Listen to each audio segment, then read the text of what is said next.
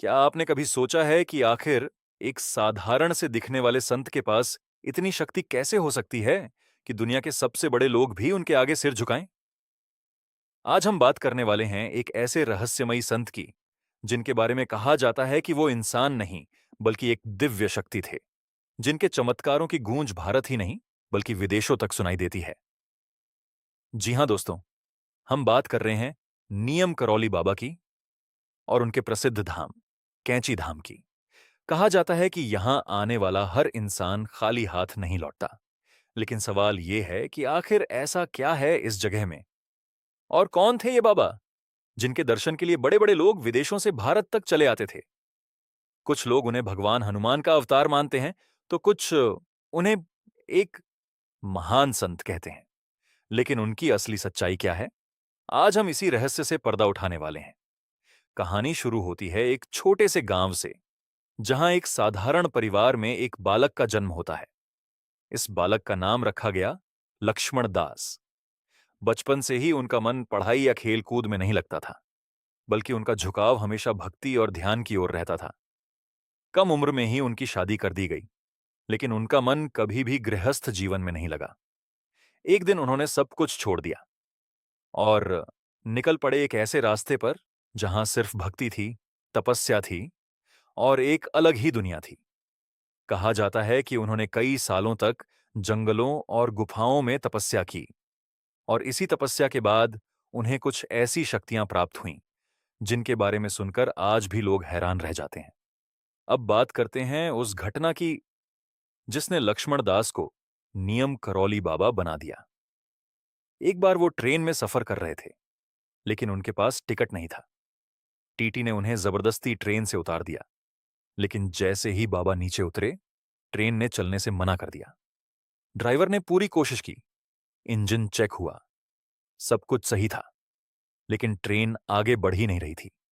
तब किसी यात्री ने सुझाव दिया कि उस साधु को वापस बुलाया तया जाए।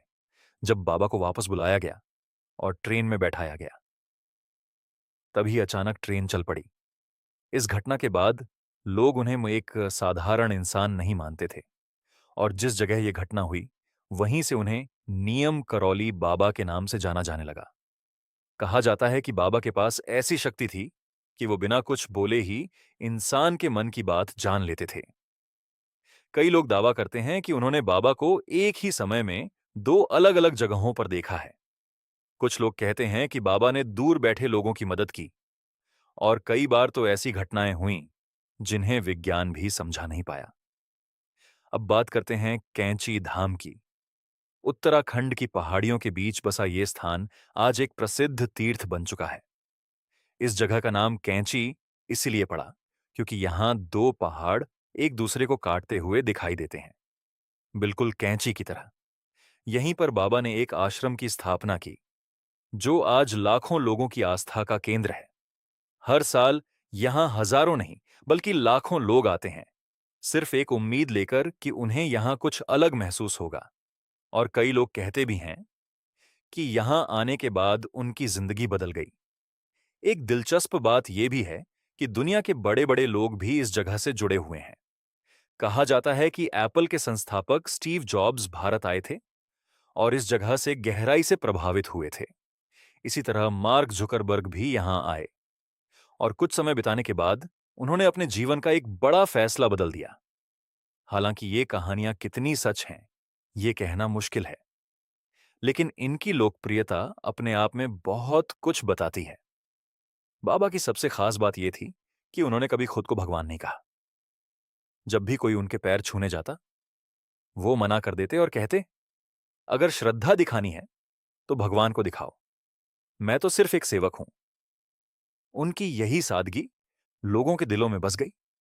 उनकी जिंदगी के आखिरी दिन भी उतने ही रहस्यमयी थे जितनी उनकी पूरी जीवन यात्रा।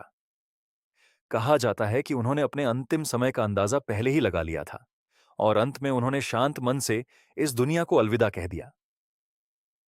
लेकिन उनके जाने के बाद भी उनकी कहानियां, उनके चमत्कार और उनकी यादें आज भी जिंदा हैं। तो दोस्तों, ये थी कहानी एक ऐसे संत की जिन्हें कुछ लोग भगवान का रूप मानते हैं, तो कुछ एक महान आत्मा।